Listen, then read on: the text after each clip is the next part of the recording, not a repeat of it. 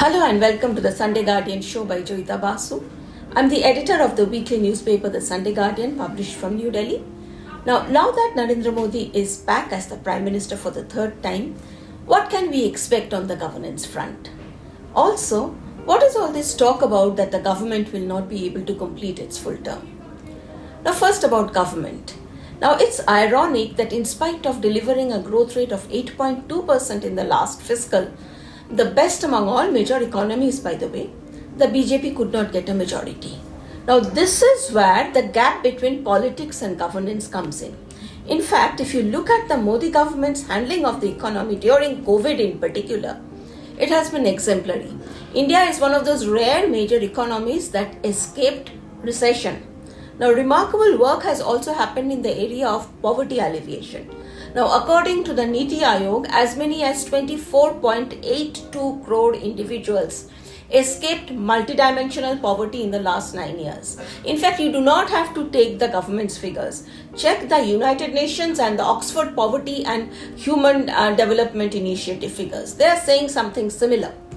And you see, poverty alleviation is just one area of the good work done by the government.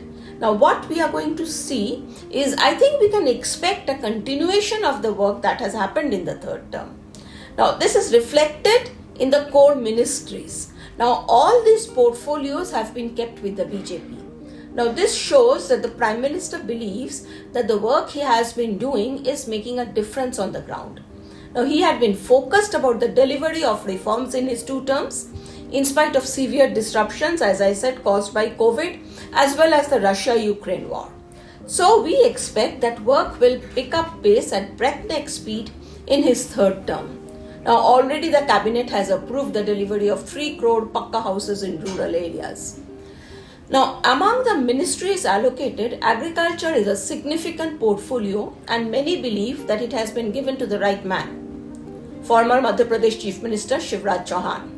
Now, do you know that in Madhya Pradesh, in the last 10 years, when Shivraj was Chief Minister, the state's annual agricultural growth was 6.5%, while it was 3.7% total on an average in India.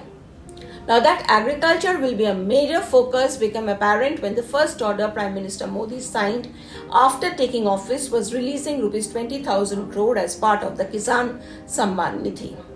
At the same time, let's not forget that the common man or woman will evaluate your work primarily on the basis of how it impacts his or her life.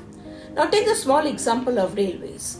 Now there's a perception growing that the focus is on smarter, faster trains and not on running cheaper trains on time.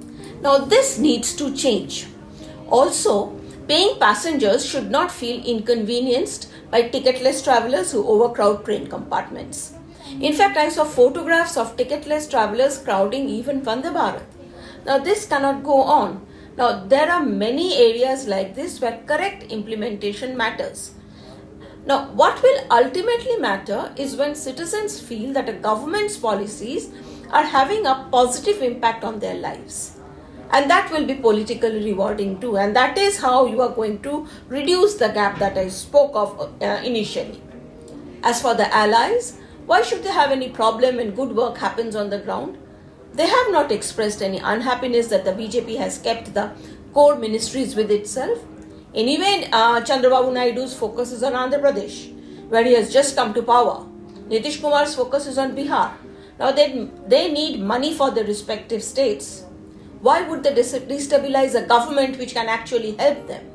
Now, before 2014, which government was a majority government after the Rajiv Gandhi government of 1984? Everyone ran a coalition government, from P.V. Narasimha Rao to Atal Bihari Vajpayee and Manmohan Singh. So why are we assuming that PM Modi will fail in this? He has more seats than all the coalition governments that had been formed earlier. So let us not get ahead of ourselves. Let's relax and see how the Prime Minister handles his allies. Most of us are looking at 5 years of a stable government. Thank you for watching. Until the next time.